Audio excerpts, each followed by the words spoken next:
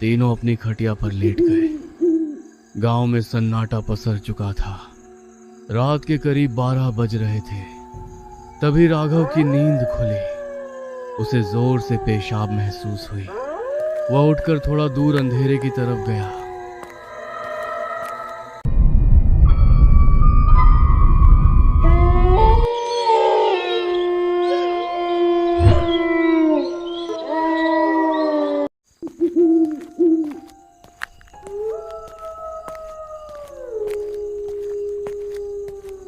अरे भाई, इधर से तो खेत का काम करके जाते जाते बिल्कुल पसीना पसीना हो जाता है। इतनी भयंकर गर्मी है कि क्या बताएं। मन करता है बस घर पहुंचूं और खा पी के सो जाऊं। लेकिन भाई, घर में घुसते ही ऐसा लगता है जैसे किसी भट्टी में घुस गए हों। पसीने में तरबतर हो जाते हैं, नींद भी नहीं आती। अरे ये तो बात तुमने बिल्कुल सही कही हरी भाई। खेत में तो सूरज परेशान करता ही है। घर जाकर भी चैन नहीं मिलता। हम इतने गरीब हैं कि एक पंखा खरीदने का पैसा भी नहीं है हमारे पास। क्या गरीबी है भाई। अरे भाई, क्यों ना हम आज घर के अंदर न सोकर घर के बाहर सोएं। बाहर तो कम से कम ठंडी हवा चलती है, न पसीना होगा न घुटन। आराम से खटिया बिछाएंगे और मज़े की नींद लेंगे। क्या कहते हो? लेकिन भाई, गांव के बड़े बुजुर्ग तो यही कहते हैं कि रात को बाहर सोना खतरे से खाली नहीं। पर तुम दोनों इतना कह रहे हो तो ठीक है, आज रात बाहर ही सोएंगे। पर सच में डर तो लगता है भाई। राघव, तू डर मत भाई। हम तीनों साथ रहेंगे तो चुड़ैल का बाप भी कुछ नहीं कर पाएगा। आएगी तो उसे डंडे से भगा देंगे। आज रात बाहर ही सोना पक्का रहा। वे बातें करते हुए जंगल के संकरे रास्ते पर आगे बढ़ रहे थे। अचानक उनके पीछे से एक काली छाया बहुत तेज गति से गुजरी। फिर अचानक उनके आगे से कुछ दूर पर वही छाया फिर से गुजरी। अरे, ये क्या था? देखा तुमने? कोई हमारे पीछे भागा अभी? अरे कुछ नहीं होगा, कोई जंगली बिल्ली या कुत्ता होगा। चल जल्दी चल, घर पास ही है। वे तेज कदमों से चलते हुए गांव पहुंच गए।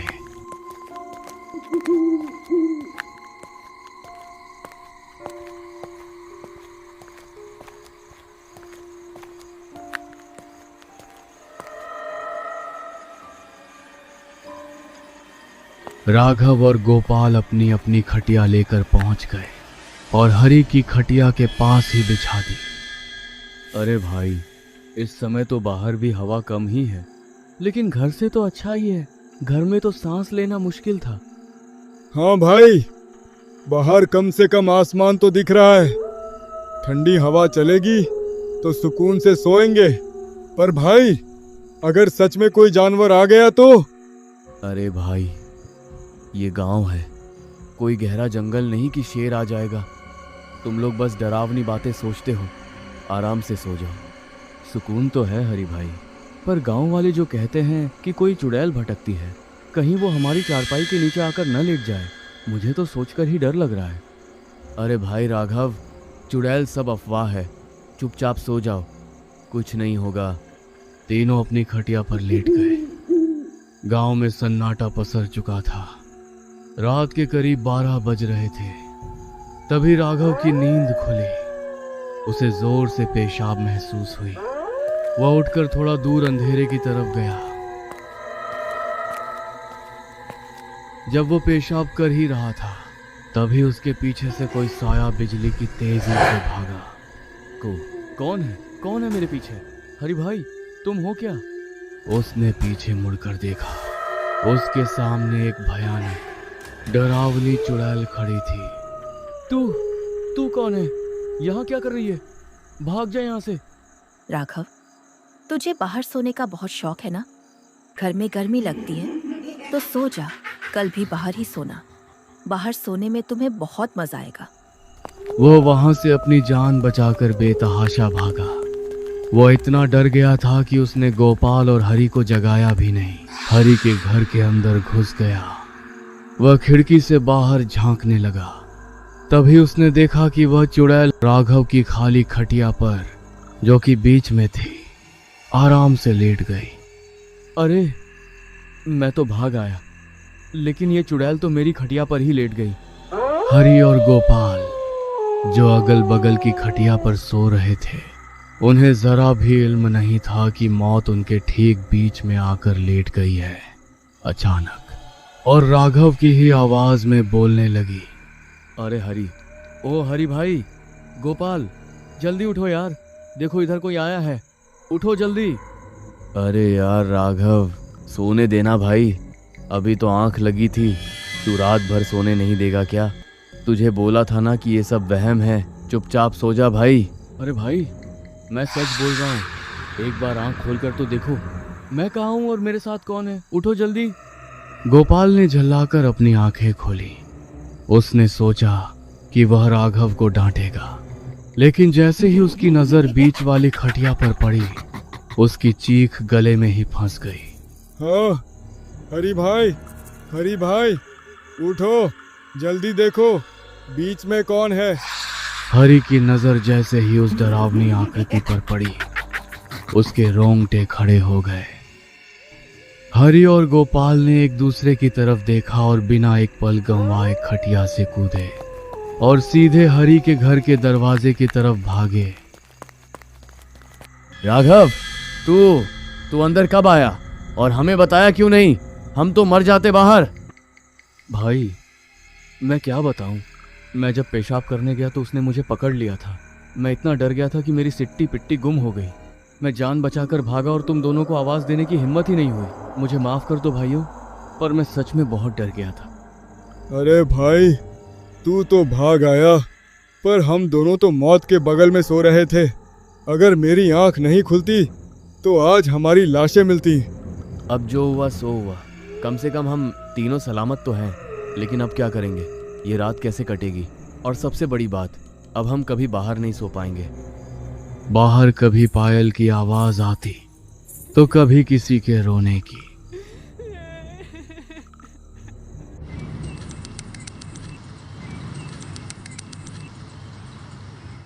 भाई, अब तो हद हो गई।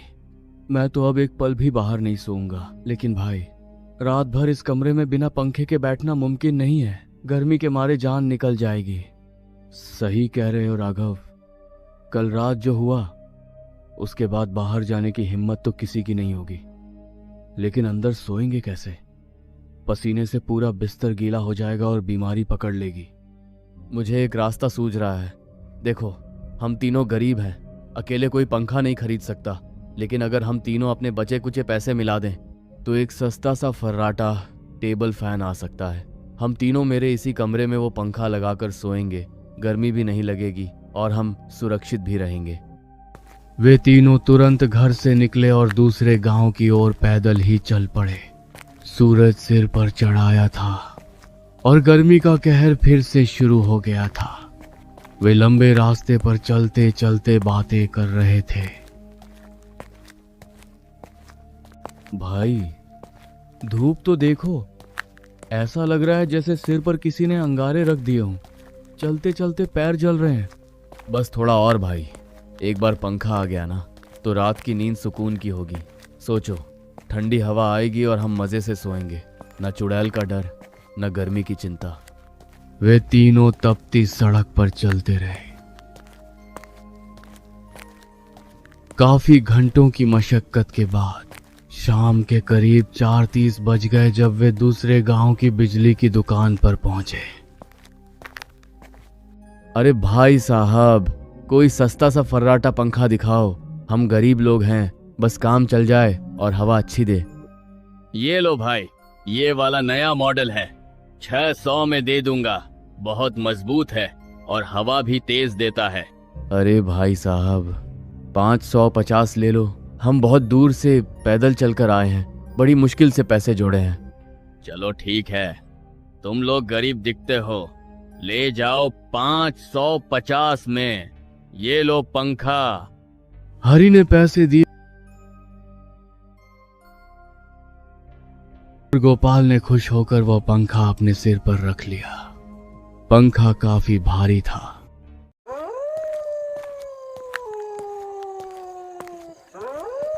अब सूरज ढलने लगा था और आसमान में लाली छा गई थी। उन्हें पता था कि अब उन्हें उसी डरावने जंगल से वापस गुजरना है। चलो भाई जल्दी निकलो, अंधेरा होने से पहले जंगल पार करना है। आज फिर से उस रास्ते पर डर लग रहा है। जल्दी चलो गोपाल भाई, तुम पंखा संभालो, हम तुम्हारे साथ साथ चल रहे हैं।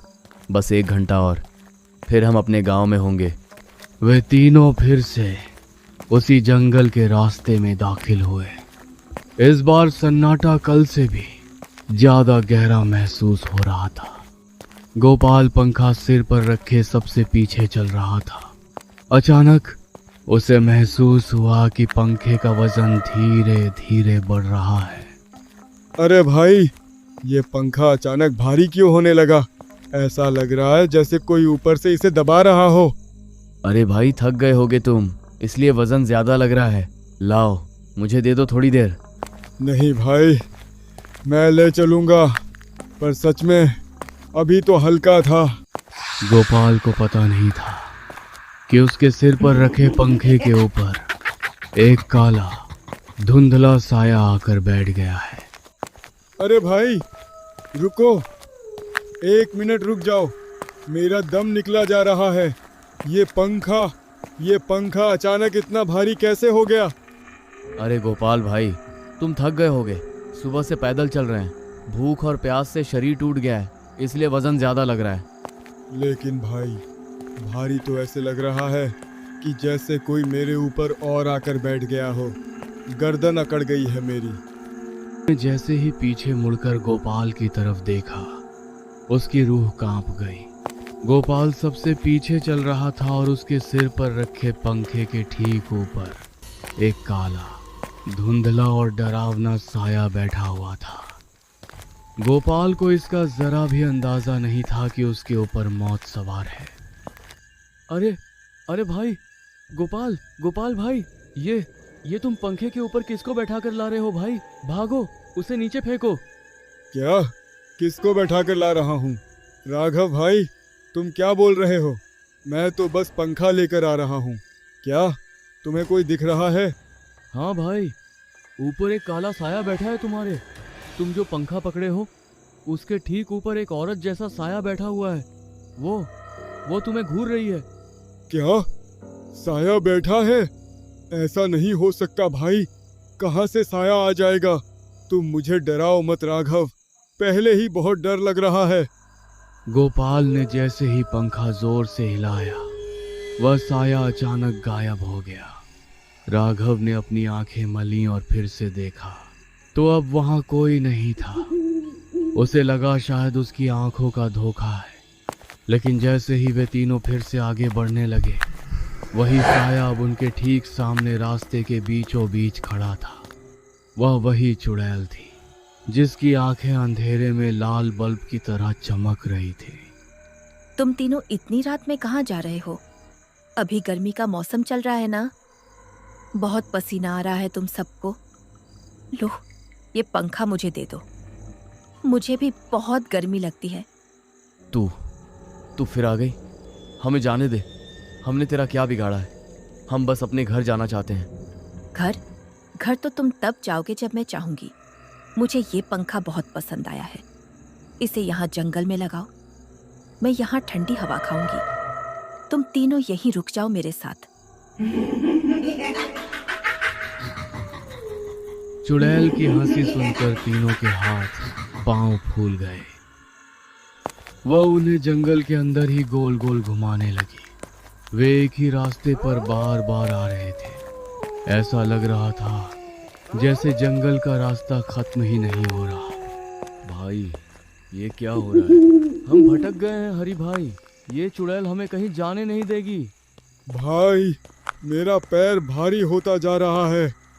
मुझे ऐसा लग रहा है जैसे जमीन मुझे खींच रही है। मैं और तेज नहीं भाग सकता। वे भागते भागते एक ऐसी जगह पहुंचे जहां झाड़ियां बहुत घनी थीं। अरे भाई, मेरा पैर फंस गया। हरी भाई, राघव भाई, रुको, मेरा पैर हिल नहीं रहा है। हरि और राघव डर के मारे इतने अंधे हो चुके थे कि उन्हें एहसास ही नहीं हुआ कि गोपाल पीछे छूट गया है। वह अपने दोस्तों को पुकारता रहा। अरे भाई, बचाओ मुझे। हरी भाई, राघव भाई, मुझे अकेला मत छोड़ो। लेकिन हरि और राघव बहुत दूर जा चुके थे। वो अकेला उस डरावनी चुड़ैल के सामने खड़ा था। उसकी लाल आंखें गोपाल को ऐसे घूर रही थी जैसे कोई शिकारी अपने शिकार को देखता है। अब ये पंखा मेरा है और तू भी मेरा है। तुझे बहुत गर्मी लगती थी ना, ले, अब तुझे कभी गर्मी नहीं लगेगी। और गोपाल की गर्दन को अपने ठंडे हाथों से दबोच लिया। गोपाल की आवाज उसके गले में ही घुटकर रह गई।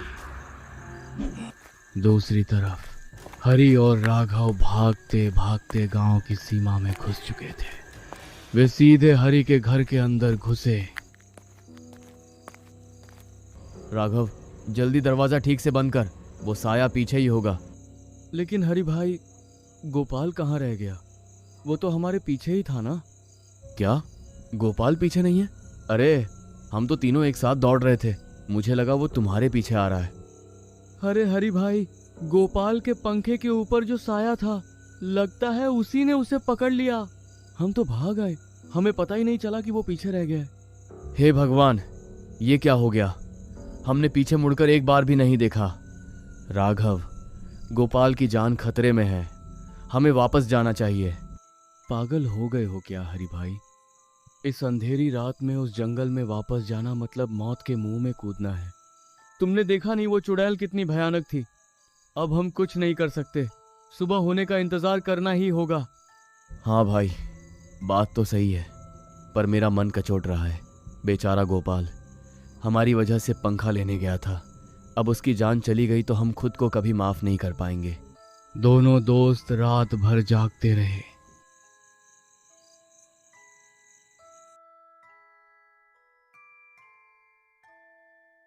हरि भाई, सुबह हो गई है, बाहर सन्नाटा है, चलो चलकर देखते हैं। हाँ चलो, भगवान करे गोपाल सही सलामत हो। जैसे ही हरि ने दरवाजा खोला, उसकी चीख निकल गई। उसकी आंखें फटी की फटी रह गई। दरवाजे के ठीक सामने गोपाल की लाश पड़ी थी और गर्दन पर गहरे काले निशान थे, जैसे किसी ने उसे बहुत जोर से दबाया हो। सबसे डरावनी बात यह थी कि उसके शव के बिल्कुल बगल में वह नया फर्राटा पंखा रखा हुआ था। वही पंखा जिसे खरीदने के लिए वे कल जंगल गए थे। गोपाल, अरे गोपाल भाई, उठो, ये क्या हो गया? अरे कोई दौड़ो, देखो गोपाल को क्या हो गया। ये तो मर चुका है हरि भाई, देखो चुड़ैल ने इसे मार दिया। और देखो ये पंखा भी यहीं पड़ा है, उसने इसे मार दिया और पंखा हमारे दरवाजे पर छोड़ गई। ये हमारी गलती है राघव, अगर हम रात को पंखा लेने नहीं जाते या फिर पीछे मुड़कर देख लेते तो आज हमारा दोस्त जिंदा होता। हमने पंखा तो पा लिया पर अपने भाई को खो दिया। कहानी का अंत यहीं होता है। वे दोनों अब हमेशा के लिए डर के साए में जीने लगे।